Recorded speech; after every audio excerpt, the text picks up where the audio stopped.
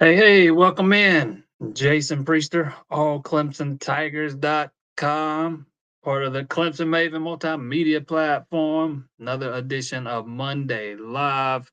Don't forget, if you have not already, subscribe to the channel. We very much would appreciate you doing so. If you have already, we thank you. Don't forget to hit that like button. A lot to jump into tonight. We got some recruiting stuff, some Syracuse stuff. We'll look ahead to Wake Forest, whatever else you guys want to jump into. Um, I'm gonna start it off with the recruiting stuff. I don't know how many of you saw it, how many of you know. Um, some do, some probably don't. Just depends on who you follow and what you read, because it was kind of kept very well under wraps until this weekend. But Clemson's got a commit that has taking been taking visits to a different school, and it's not the one you're gonna think it is if you don't already know about it. It's actually David Ajamume, running back commit. He's been to Auburn twice now. He was there for their win over Sanford. He was back again this weekend. Auburn's still looking for another running back in this class. They've already got one. You know, and they need to add another one. They've had a kid that's committed to Miami who's also visited.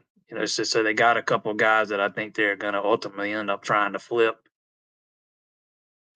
Reached out to Ajamame yesterday, texted back and forth with him a little bit, ironically, about a minute after we got finished talking, and I told him flat out, I said, "Man, I got to ask you about this, man, because I'm getting hammered. My phone's lighting up." About a minute after we get finished talking, he takes to Twitter and posts a tweet about he's all in. So, as we sit here today, man, I think Ajamume,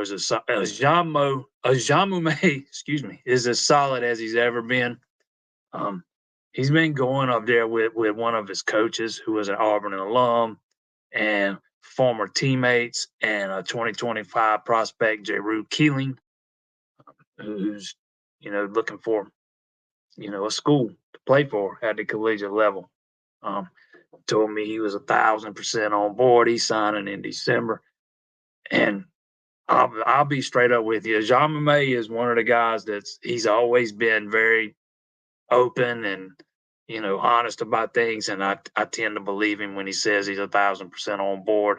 I think he's maybe he didn't really go through the recruiting process the way some other kids do. He's really just now starting to blow up. He's been committed to Clemson for a while, kind of came down to Clemson and Georgia Tech. Georgia Tech not really known as the, you know, big big boy football school, so he's got some of these other schools starting to show him some attention, and maybe he's a little, maybe he didn't get, let's just say, very experienced with the process when he went through it. He didn't take a whole bunch of visits and stuff, but not sure you're going to see him back at Auburn again, though. Based on some things I've heard, anyways, we'll see what happens. But I do think he's still solid, man. I touched on it on the site yesterday. If there's a guy I'm not very worried about right now, it's Ajama May. He's just one of those guys that he really didn't get his opportunity to be the guy this year, and he is blown up, man. He is killing it. I think he leads Georgia in rushing yards. I don't have his stats right in front of me, but he is absolutely lit it up this year, and it's his first year as the starter, so he's bound to get some more attention. His last game out, he had a 300-yard rushing game, 320 something yards, so he's been killing. Definitely something worth keeping an eye on going forward, though. We'll see if he ends up back there at some point. But it's also worth pointing out he's been to Clemson at least twice so far. They played 3 home games. He's been to at least 2 of them. He was at Florida State. He was at, I think he was at Florida Atlantic. I can't remember if he was at the Charleston Southern game. He was at one of those, maybe both. Can't remember for sure, but he's definitely been to 2 of the 3. I just think I think it is exactly what he says it is. He's just tagging along. Now, on the other hand, if you're Auburn, they would absolutely love to have this guy in the fold if they could get him.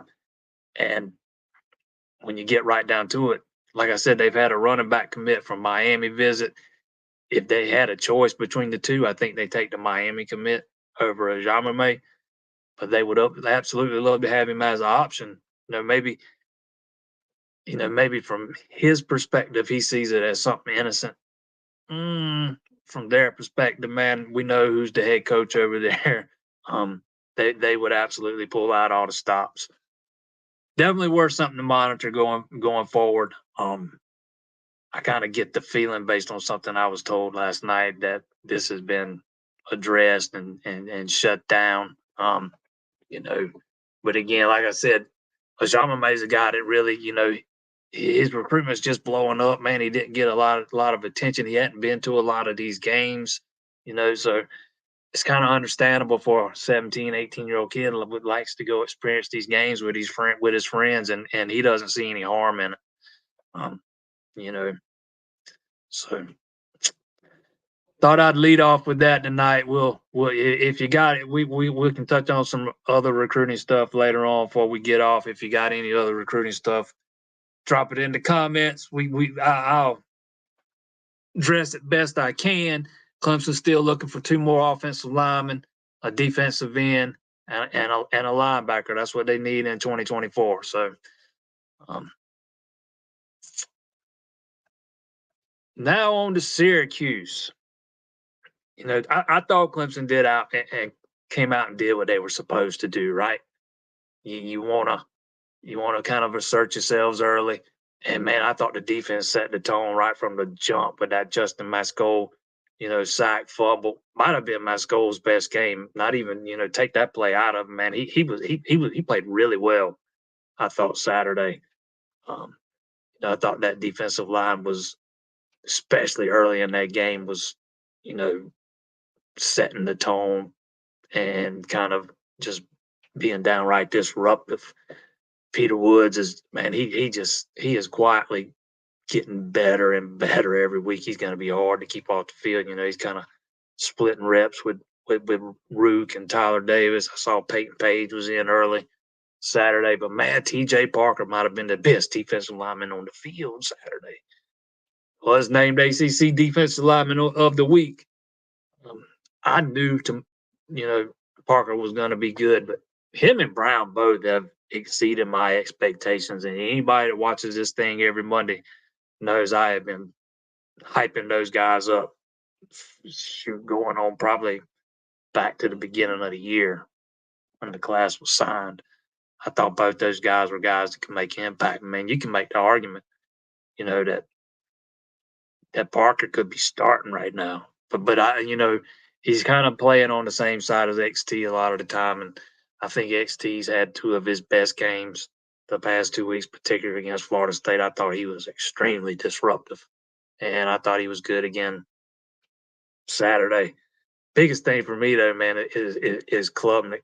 He just continues to get better every week. Yeah, he throws the ball into traffic sometimes, but I think that's just something we're gonna have to live with him. He's gonna take chances. He's got all the faith in the world in his arm and his accuracy, and he thinks he can put it, where the other guy can't get it. That's gonna lead to some picks. Just gotta hope they're not pick sixes the way they have been, because he came close to throwing one Saturday again, but fortunately, Clemson caught a break they had not been catching this season, and the guy could not come up with the ball because he was probably taking that one all the way back. I think that's just something we're going to have to live with him, man. He's going to throw it in the cover sometimes. He's going to try to squeeze one in. Thought the wide receivers, for the most part, played really well. I really watched Bo Collins a lot Saturday, man, and I thought his route running was good. His blocking still leaves a little bit to be desired at times, but man, I think those wide receivers, Bo Collins, Troy Stellato, Tyler Brown, are playing at a high level right now. And I wish I knew what was going on with Adam Randall. Again, he's another guy that I've been pumping since he came out of high school. He's had both knees operated on since the spring of 2022. I mean, he's supposed to be physically good to go, but he just looks like he plays timid to me. Only played 7 snaps against Syracuse, if I'm remembering that right. He made the most out of them, though. Those 7 snaps, a couple of those routes he ran, I thought were probably 2 of his best of the season. But he's got to start putting it together. He just looks like he's playing timid to me sometimes, man. Hard to put a finger on exactly what it is. Maybe it's mental. He's not all the way back, mentally. Maybe he doesn't trust those knees. I don't know. It's hard. Again, it's hard to put a finger on. Just hope he pushes through and comes out the other side, because that kid's talented, man. He is extremely talented. And he has not scratched the surface yet of what he's capable of doing. Hopefully he's not one of those guys who, just can't come back from something like this. But I thought those receivers played really well. I thought the tackling on the defense was a little shoddy early, and they kind of tightened that up. Thought Barrett Carter and even Trotter, I thought, played well outside of, Clemson still giving up that wheel route, man. They got to get that thing cleaned up. Trotter's never going to be the strongest guy in coverage, but he's got to learn to he's got to be better covering that wheel route out the backfield. That's for sure. Teams are going to keep running it on them until they prove that they can stop. Saw a lot of, disappointment in the offensive line from Saturday.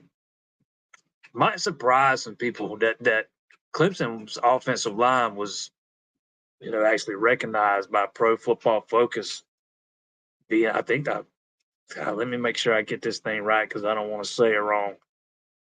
One of the best offensive lines of the week, but I think a lot of that is pass blocking.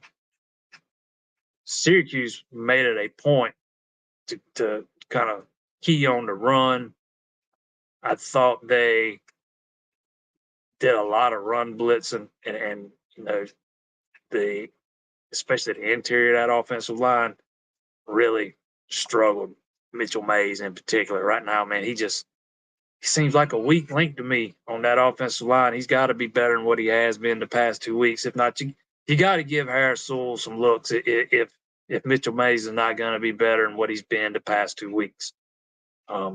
It's just, it is what it is.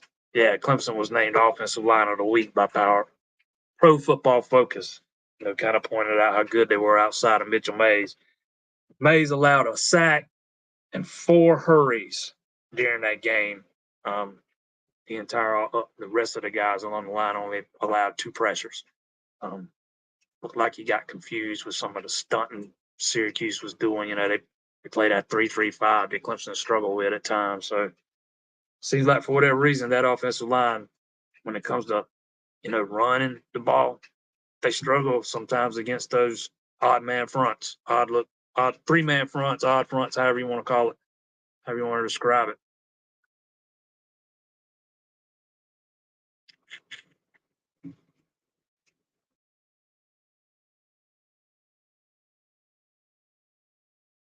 I listened to Sheridan Jones earlier today. He was talking about how Clemson needs to try to build some momentum going into the bye week. Wake Forest is the perfect opponent to do that. They're not very good this year, man. This is a team Clemson should punk at home Saturday. They're 20-point favorites, and brutal truth, if they don't cover that number, I'm gonna be disappointed, because Wake Forest is bad, and they should not. That's an offense that should not have a ton of success against this defense with the level it is playing at right now. That will give you some good momentum heading into the bye week. You get Antonio Williams healthy, you get Nate Wiggins healthy, come back after the bye and ready to go, and see if you can make a run, man. Because what Riley Leonard heard at Duke, you got a shot. You got a shot of those guys dropping some games. Question is Louisville going to drop 3 games in the league? Their schedule is easy peasy. I'm not sure there's 3 ACC games on that schedule they're going to drop. So we'll see if Clemson can you know, do what they need to do against Wake Forest, build up some momentum, come out the bye week and take care of business. That's priority number one. Doesn't matter what anybody else does unless you take care of your own business.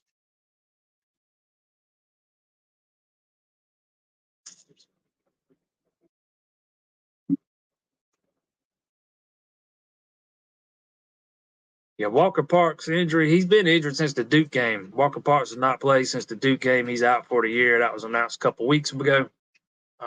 He had to have another surgery. Um, did announce, was it today maybe? And my days are starting to run together. It might have been yesterday or today, that he'll be back next year. So that's good news for the offensive line. You have Parks back for. I guess he's going to use his COVID year because he's a senior this year.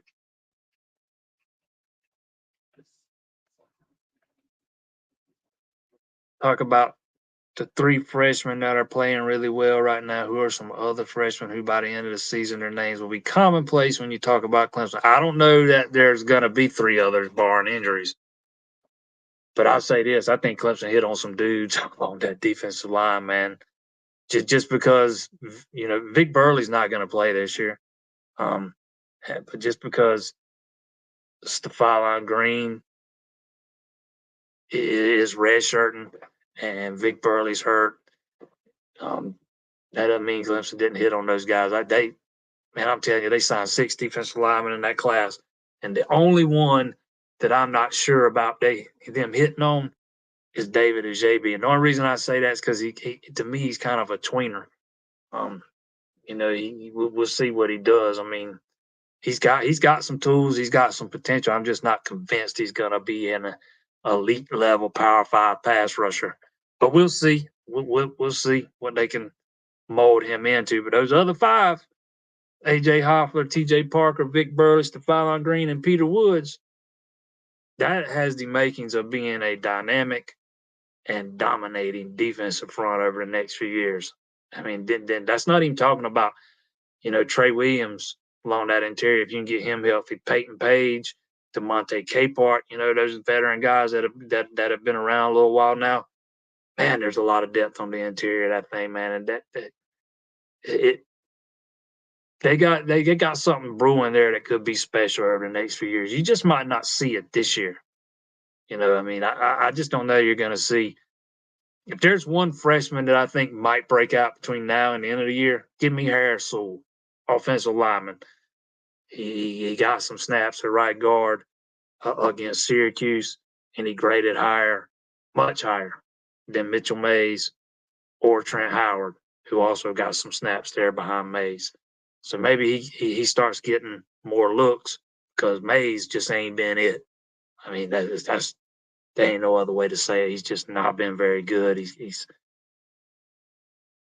at best he's inconsistent. Let's put it that way. So they got, you might have to look for another answer there, and Harris Sewell would be my first choice. But as far as other freshmen making names this year, I don't know. I don't know if there will be, barring injuries.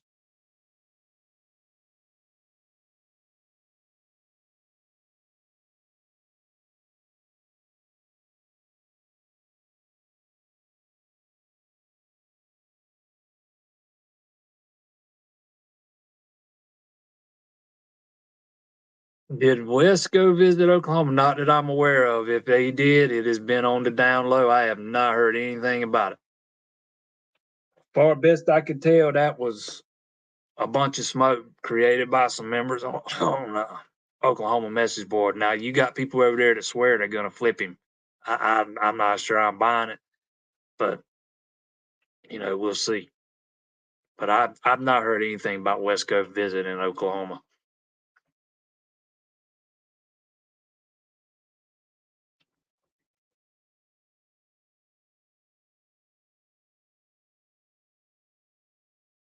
Because Parks coming back hurt O-line recruiting these extra years, I think turn young guys off having to wait their turn. You know what? The way offensive line recruiting is going this year, I don't know that it hurts. It's only one more year. He's only got one more year after this, so he'll be gone after 2024. So I don't think how it hurts you in 2025. And I think Clemson's depth along the offensive line has hurt with a couple of the guys this year. I think NIL's hurt with a couple of the guys. Um, I remember a conversation I had with Fletcher Westfall. He's telling me all these things he's looking for in a school, and he's one of the more detailed recruits I've ever talked to. I mean, he had all his ducks in a row. One thing he never mentioned to me was wanting to play in the SEC. How much of that a priority that was for him. You get to the day he committed, and it's one of the only things he's talking about. So, man, I think that hurts you with some guys. I think it's a number of things, but I don't think Parks specifically coming back next year hurts you. It's just 1 year, and you're looking at guys in 2024 like Ronan O'Connell, who is the only one committed. He's not a guy that's coming in here and starting year one. Neither is, let's say you land Favor Edwin. He's not coming in and starting year one. He's going to need a minimum of a year, maybe two. I don't think Elijah Thurman, who is probably the most polished of those three, and no guarantee to commit to Clemson at this point.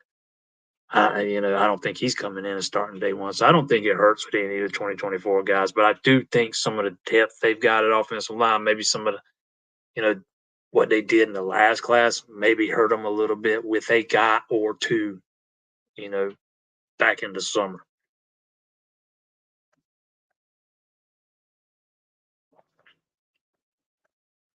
Yeah, there ain't a whole lot of offensive linemen that are coming in and starting as freshmen. We see it every now and then, but it's not something we see every season. You know, most recently we saw it with Tate, and I think if the coaches would have could have done it their way, they would have probably waited a year to start him. He kind of got forced into that role, due to some injuries. But yeah, I don't think it hurts him too much. Parks coming back, I think it helps him more than anything. But especially, the way offensive line recruiting is going this year.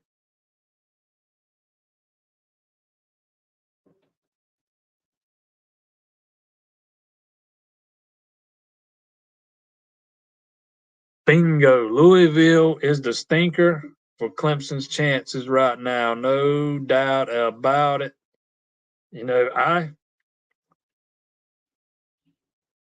I pulled up their schedule earlier today, and it is ridiculously easy. They don't play Clemson. They don't play Florida State. They get Notre Dame this week, but obviously that's not an ACC game. And they get Notre Dame at home. Then they go to Pitt, who's terrible. Then they get Duke at home on October 28th, probably without Riley Leonard. That he's reportedly got a high ankle sprain. He's probably a minimum. I know Duke's saying they think could be back by the end of the month. That might be wishful thinking, man. He's probably a minimum out for a month. I'd be surprised if Riley Leonard plays that day. Then they get Virginia Tech, who's terrible at home. They get Virginia, who's terrible at home. Then they go to Miami. That's it. Pitt, Duke, Virginia Tech, Virginia, and Miami. I'm not sure there's 3 losses on there. I just don't think there are. Louisville's kind of been one of the surprises of the 2023 season so far. Brom's having some immediate success there. And I never doubted he would for a minute, just didn't know that I did not think they'd be candidates for the ACC championship game in his first year. But they've been consistent, man. I'm not saying they're some elite team or anything. I don't see 3 ACC losses on their schedule.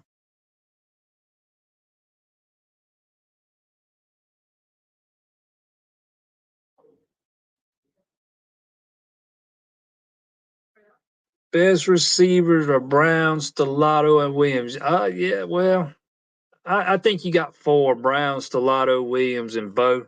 You got to find a way to get Antonio and Tyler Brown on the field at the same time when he comes back. Both of them's kind of been playing in the slot. I expect you'll see Antonio play outside some. in an effort to get both of them on the field. But yeah, I think you got four guys there, man, that is really starting to play well. Do you see Tink getting more time at wide receiver? He's only played in 2 games so far. I think he's only taken snaps at receiver in one. You know what? I got that pulled up right here. I can tell you for sure. You give me one moment. Let's see. Tink Kelly. I know he's only played in 2 games, and only one of them was at wide receiver. He played 9 snaps against Syracuse, and in the other game, he only played special teams. But to answer your question, I don't know, man. We'll see. He's probably going to redshirt. I think they want to redshirt him. The fact that they said they were not going to redshirt Hannafin tells me they're going to do everything they can to redshirt Tink. He's still got 2 more games he can play in, though.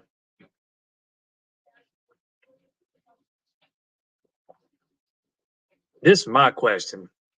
You know, if I'm not sure I understand taking the red shirt off Ron Hannafin if it's only to play special teams. You know, there's got to be somebody else on the roster that could do that. He's got to get some wide receiver looks, right? That's my thinking, anyways. Especially with Cole Turner down, you need somebody to step in and give you some snaps. Hannafin's got to be that guy. You know, conventional wisdom says so, anyways. So we'll see what happens because it's hard to believe that they're gonna burn the red shirt just for him to play on special teams. Great. I think the Wake Forest game's a opportune time to get him out there and get his feet wet.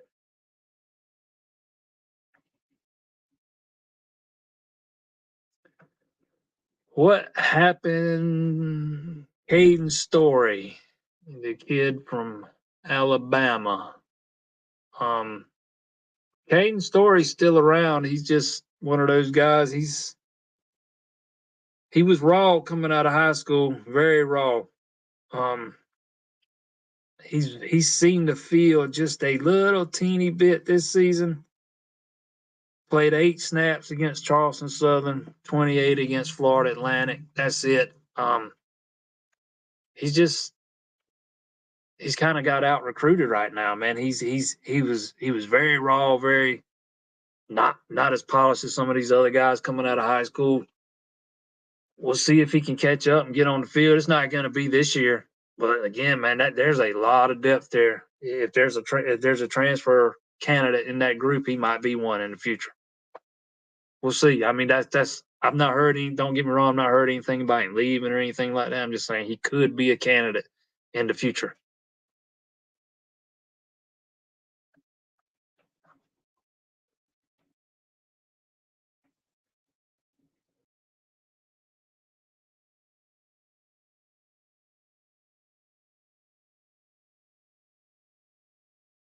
Yes.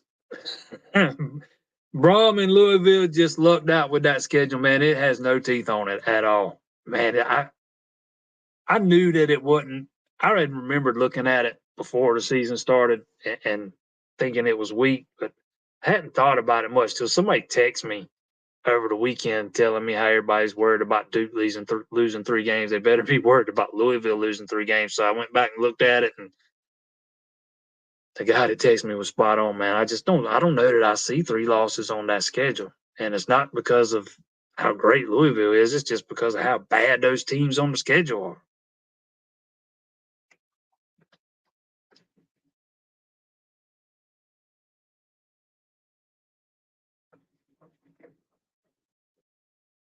Calling games that you do in the PD, any players on some of the teams you've seen Clemson would recruit in 2 to 3 years? Nope, probably not. Afraid not.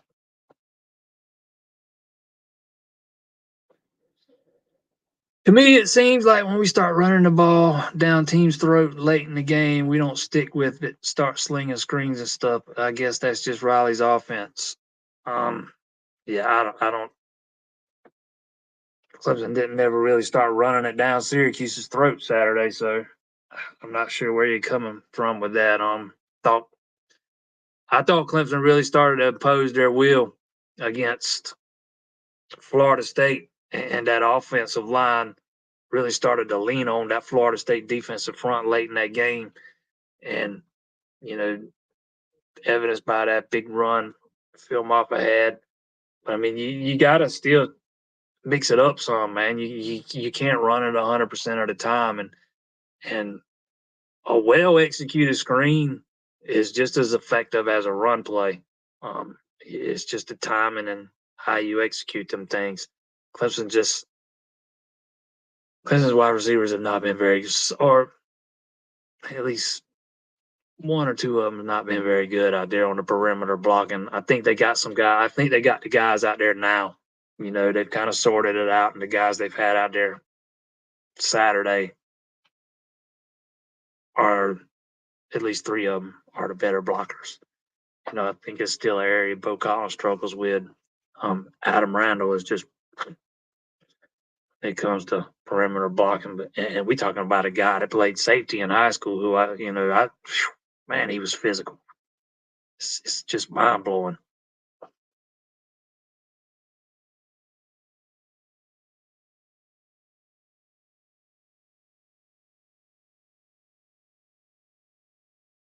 Narduzzi teams are usually swinging way up and way down. Maybe they'll play well and give Louisville a loss. Yeah, they. The only problem is this year they usually swinging way down, man. Way down. That team. I'm gonna tell you, man. I picked that team. I picked them either to finish second or third in the ACC.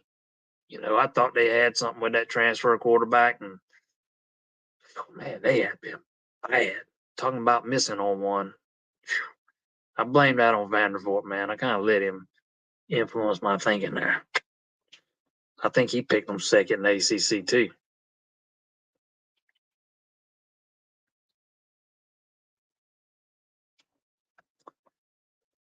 I don't get it why a 6'9" tight end is throwing the ball behind the line of scrimmage.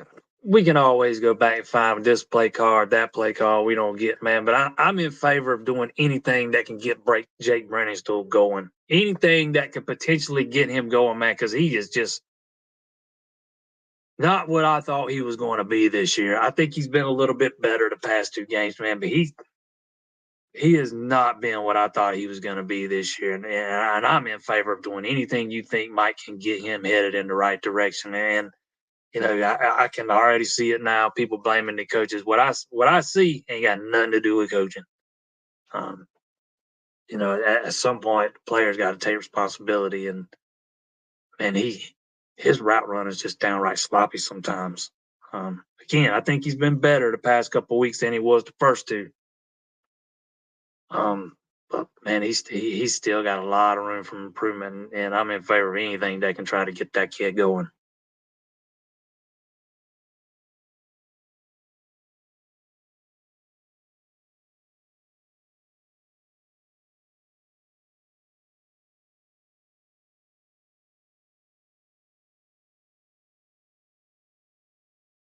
Louisville only needs 2 losses. Okay, I ain't sure I see 2 losses on that schedule. Man, that thing is brutal. We'll see if Miami beats them. It sucks that Riley Leonard went out. But yeah, I mean, Louisville only needs 2 losses as long as Clemson beats Miami. 2 losses gets Clemson in ahead of Miami. And that is a tiebreaker. I've not dived into those tiebreakers, but we'll see if Duke can beat them without Riley Leonard, because I don't think they're going to have him back by the end of October. I watched him walk off that field the other night. I cannot believe his ankle's not broken.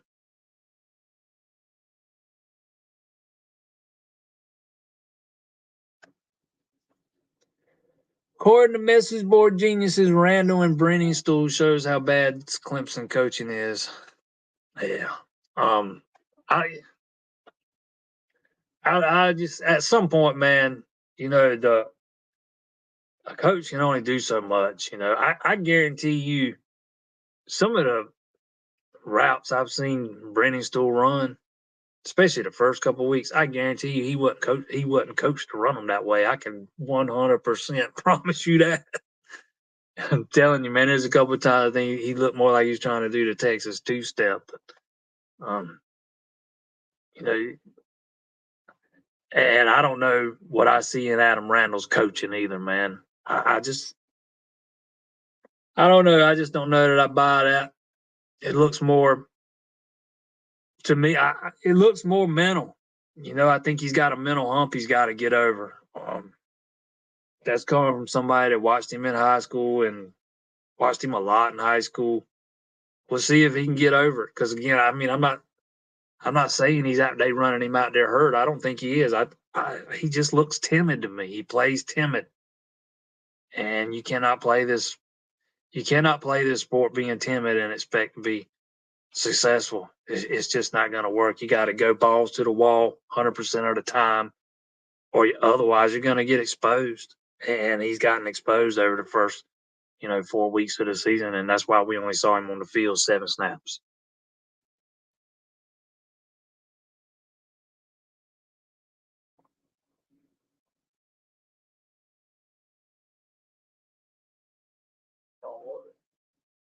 I don't think we have seen Stellato put it all together. No, you probably haven't. I mean, we're talking about a kid that went 2 years pretty much without practicing, much less playing. Yeah, it might take him. It might take him a few weeks to get there, but the more he plays, the better he's going to be, and he needs to be on the field more than he was against Florida State, and at least as much as he was against Syracuse, if not somewhere in the middle. He needs to be out there. He needs to be getting opportunities because he's dynamic. He's a guy that if you get him the ball out in space, he can make plays. He's that kind of athlete, and he's got that kind of speed. But yeah, I agree. I think we have not seen him at his best yet. Like I said, he talking about a guy that didn't practice at all hardly for 2 years. Sat on the sidelines doing individual drills while everybody else practiced while he was hurt multiple times. So it might take him a little while, or it might have taken him a few weeks to get back in that groove, kind of knock the rust off, so to speak.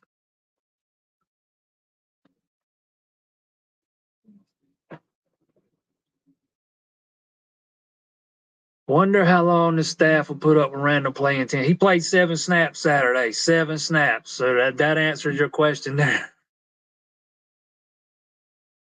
Played 7 snaps.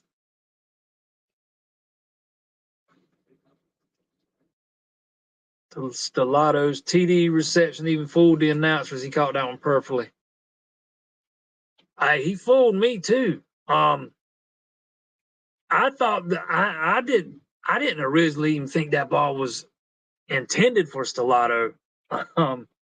That was one of Klubnik's better throws of the day, and he made a few really good ones. Really, really good ones.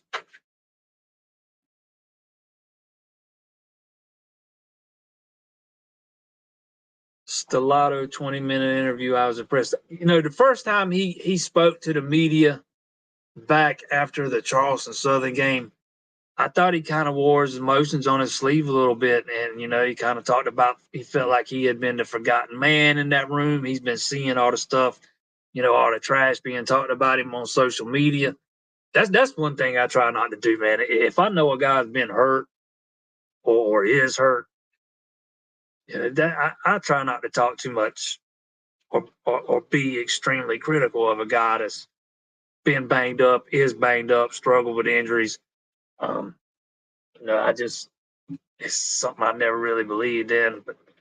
But he said he saw it all. He saw it all, and he felt like he had something to prove. And he's done. He's come out and done that the past 3-4 weeks.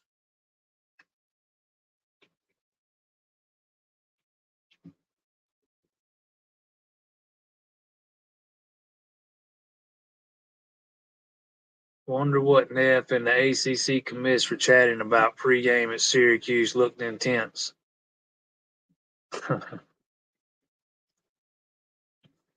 Was Neff asking Commissioner Phillips if he wanted a kiss goodbye?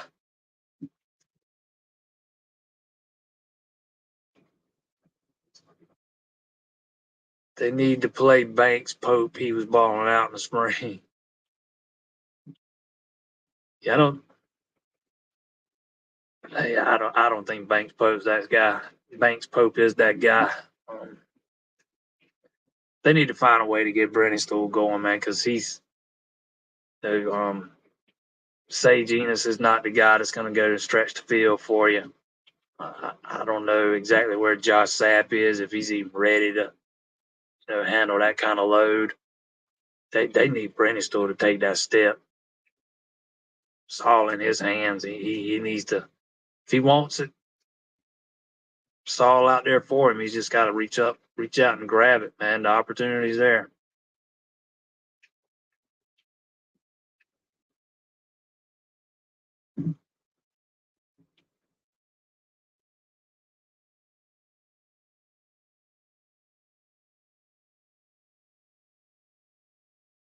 Where do I think Clemson will be going, Big Ten or the SEC?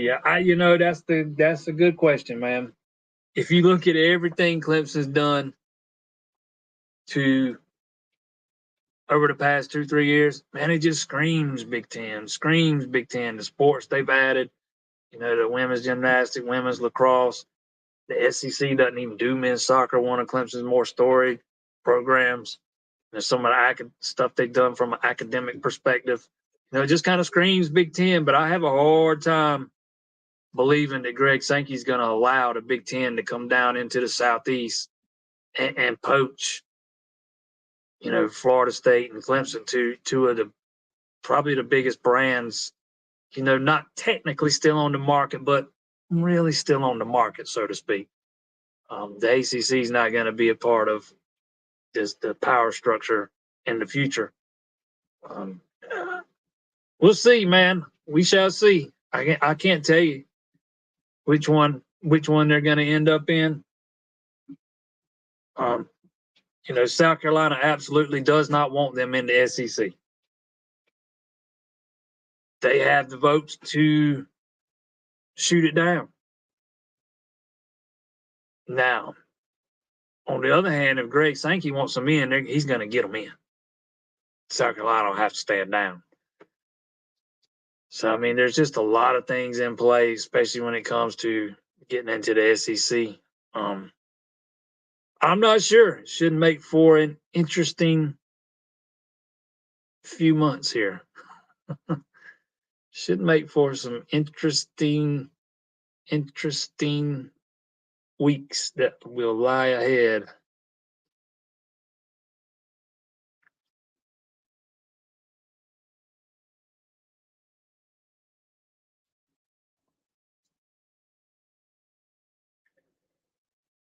Cade rolling to the left and making throws is beautiful. People don't realize how hard that has to be. I would love to see them get him roll him out more and let him throw some more on the run. I don't think they've taken advantage of his legs enough. I get it. It's a fine line. You got to walk there. You can't run him 20 times a game. I absolutely expected them to run him more against Florida State. Turns out they didn't need to, but he at least needs to make opposing defenses account for his legs because we talked about Stellato being a dynamic man. So is Klubnik. He's a playmaker, man, and with his arm and his legs. And I think you got to take advantage of that at times, whether it's rolling out or design runs. But he throws a good ball on the run. I wouldn't mind seeing more rollouts with him.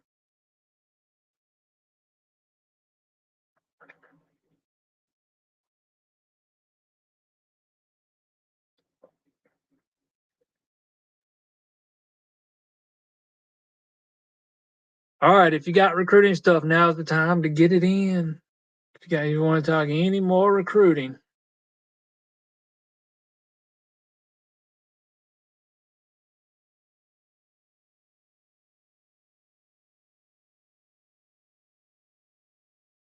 Favor Edwin, one of Clemson's 2 remaining offensive line targets.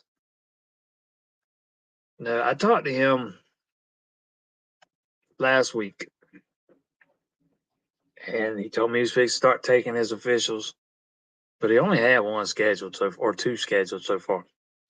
Auburn, Clemson.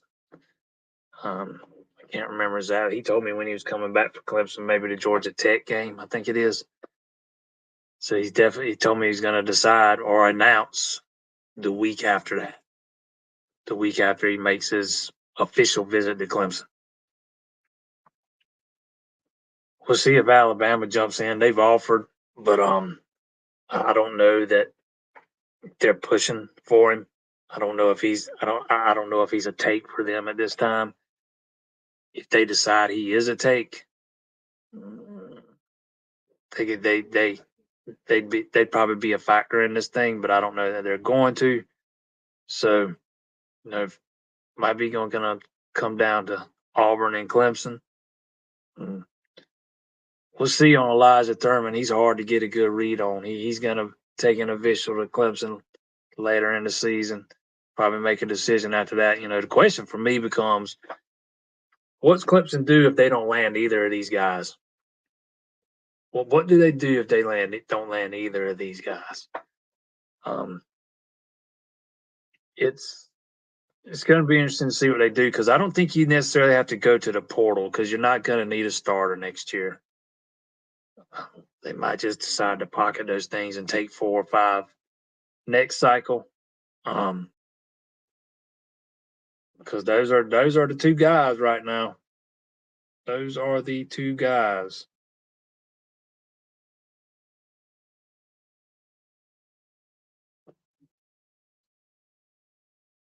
I wish they could have got in better on Daniel and Kunkami, the one that's over at NFL Europe. Never could get him back on campus. Bradley Shaw's the guy at linebacker right now. Another guy that's kind of hard to get a good read on, man. He doesn't do many interviews. Expect him back for an official visit later in the season. Clemson's already got 2 linebackers in this class. They went and targeted a third after the dismissal of T.J. Dudley. To me, linebacker and defensive end, you need to have one more at each of those positions, particularly defensive end. And I'm not sure where they're going to go for defensive end, because I'll be shocked if they get Solomon Williams back on campus, and I think he's the only uncommitted guy right now with an offer. You've got Adam Kasaya and Darian Mayo, both committed, but neither one of those guys are immediate impact guys. Fortunately, you got TJ Parker there, right? I mean, he's absolutely going to be a starter for you next season. AJ Hoffer will be in the 2 deep. But outside of those two, who you running out there? I don't know that. I think Kasai is probably a red shirt guy. Mayo very well probably a red shirt guy.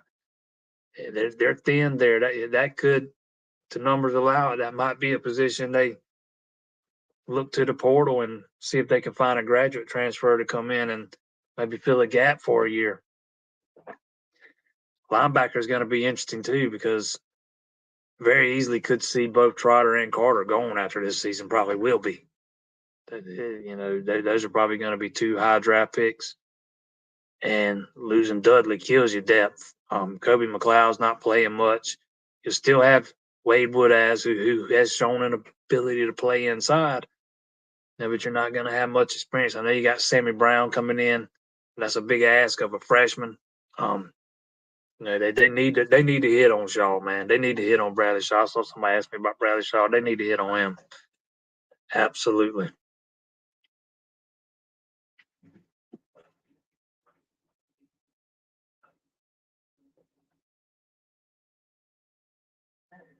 Any big names that are unsigned that are still on the board that we may jump on? If you're jumping in on the big names this late in the game, you've missed the boat. So not really, not that I would consider, big names.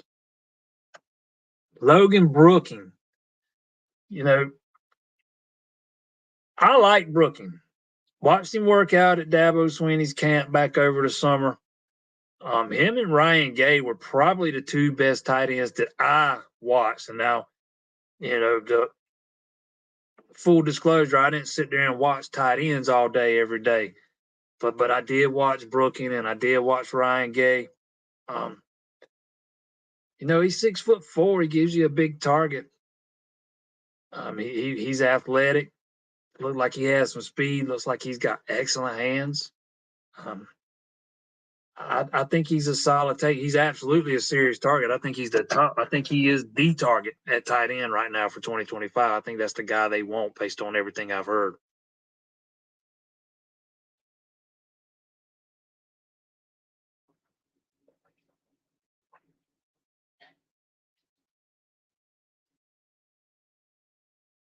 Would be commits on the 12th. Hey, I don't know. I don't have any news on. I don't even know who you're referring to. Would be. What's his first and last name? It's not ringing any bells.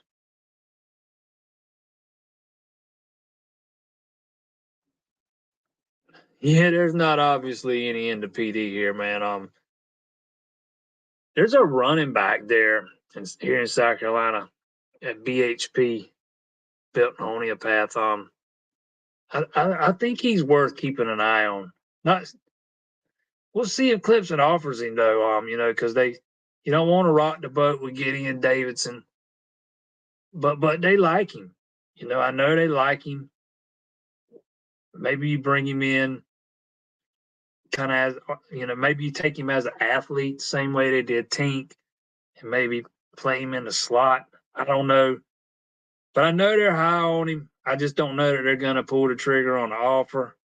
Marquise Henderson is his name. He is I'm trying to look up his rating. He's 5'10", 170 pounds, 4-star guy, number 2 player in the state. There is one guy here in the PD that is on Clemson's radar. Amari Adams, defensive tackle, South Florence. I just don't know. Clemson's gonna Clemson's got a very realistic shot at landing him. I might have him third in the pecking order right now with South Carolina and Georgia out in front. But so that's really the only player in the PD that has caught my eye. Are you talking about Blake Woodby? A cornerback? Yeah, Blake Woodby. Yeah, I don't even track him, so no, I'm not expecting him to announce for Clemson on the 12th. I don't even track him at all.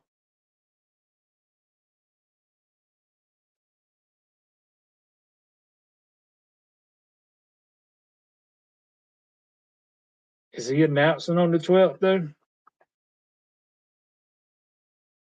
I don't see that up here anywhere. But again, I haven't really tracked a bunch of guys in 2025 yet. Yeah, okay, I see it now. Well, I think I did. I'll be announcing my kid. He's announcing on October the 14th. Blake Woodby.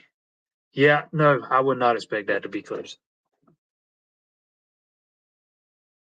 How long would Davis Sanders' recruitment play out?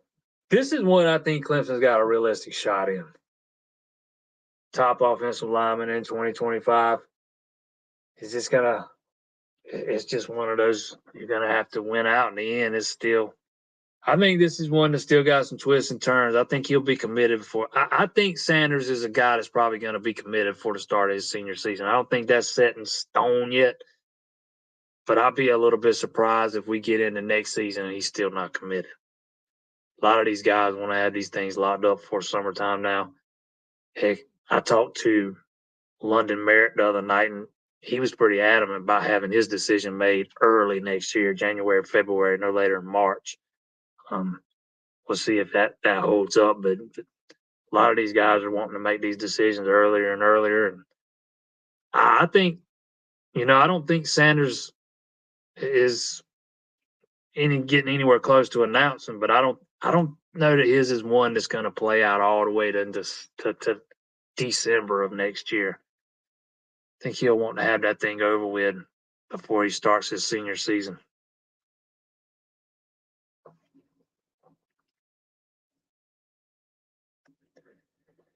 Next year might be the year that Clemson takes a couple players from the portal. Definitely wouldn't mind seeing them take a whole lot if they did. Dabo's never going to take a lot of players from the portal.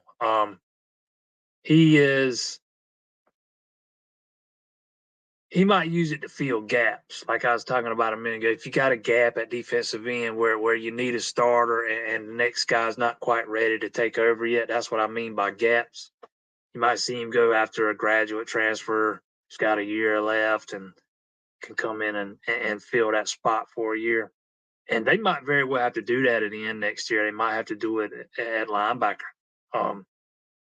because there's not a lot of depth at either one of those positions, and they haven't hit on a home run at defensive end in this class, and Sammy Brown can only do so much for you next year. You got to have more than that if you lose Trotter and Carter. You got to have more than just Sammy and Woodaz. There's a lot of people that think Drew Woodaz is more polished or will be more polished coming out of high school than his older brother Wade was. So maybe he's like Wade and is ready to play day one. That would be a big boost if he is.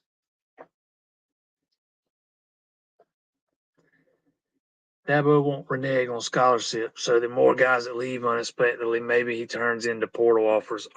No, he's not going to yank scholarships. He's not going to pull them from guys. He's not going to, cut guys. He's not going to pull scholarship offers from high school kids.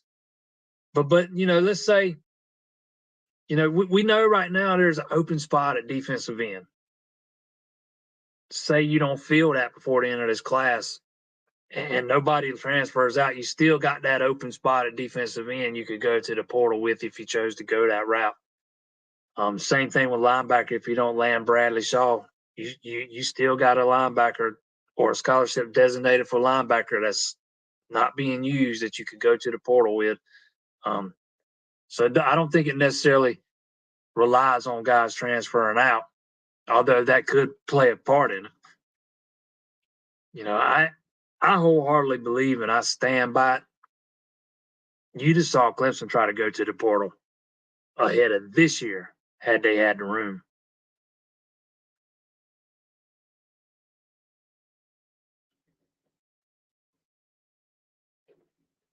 Tickle Tiger says he'll take a Jarrett Verse all day long. See, I keep seeing all these people saying we could have had Keon Coleman. We could have had Jarrett Verse. I don't think those are the guys Clemson's going to land, man, because those guys are Florida State paid those guys big money, and Clemson's not going to get into bidding wars, man. I just don't think those are the type of guys you're going to see them land. I just don't know that I'm buying. Not the guys that are looking for money first and foremost. We'll see how it plays out, though, man. But I feel very confident in saying Clemson's not going to get into bidding wars for high school players or portal players. It's kind of they're going to have to go through the same kind of vetting process and check off all the same boxes, whether it's a portal player or a high school player. Again, everybody thinks Clemson could have had Keon Coleman. I don't think they could have, even if they'd have went after him. I don't think they'd have got him.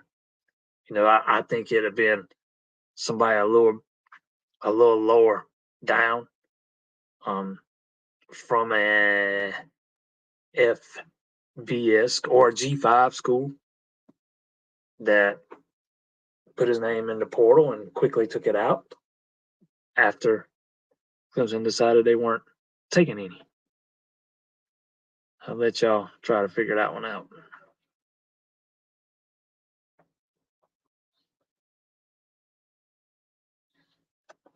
Trotter needs to stay in of it, man. I don't know about that. We'll see. So a lot of people think Trotter could be a first-round pick. If you're projected first round, you go. All right, don't forget Wednesday. We'll be back here. Me and Zach Wednesday night, 7 o'clock. We're gonna, we're gonna go live every Wednesday at 7 for Paul Talk. Talk about everything that's happened from Monday to Wednesday, preview whatever, recap whatever. Talk about everything going on in the Clemson world, the college football world.